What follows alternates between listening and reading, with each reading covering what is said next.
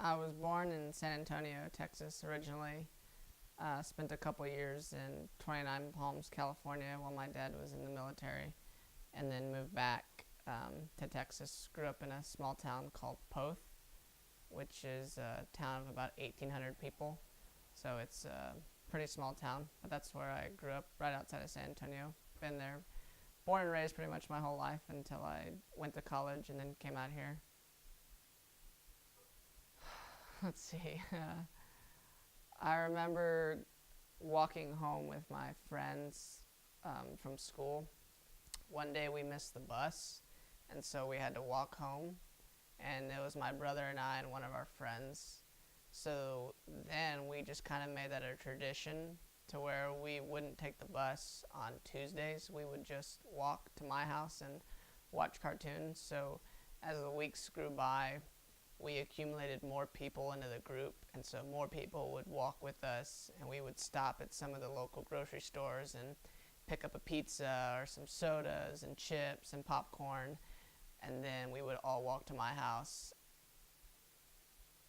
One one event I remember was getting suspended when I was in junior high. In sixth grade, I was in a creative writing class, and I was definitely the class clown that whole year. And then it was starting to get towards the end of the year, and we had a test. And for whatever reason, this test just was, the font was unnecessarily small, and I couldn't read any of the questions. And so I thought I would take it upon myself to be an example for the rest of the class and say, we're not going to stand for this. We can't read what's on the test. You're going to fail us. So I got on top of my desk and just exclaimed to him and the rest of the class, this is not fair, we're not going to stand for this, and we're not going to take this test. And I threw the test on the ground.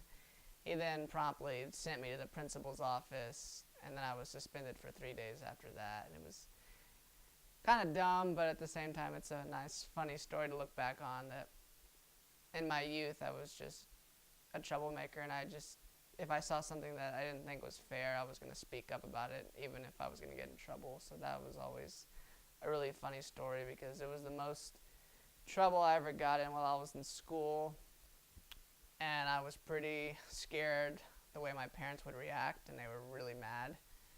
But I got over that after the first day I was suspended, when my legend grew that, oh yeah, he got kicked out because he stood up to Mr. Mulholland, and I'd never seen anyone do that before. That was so cool. He stood up on the desk. So I'd say it was worth it in the end.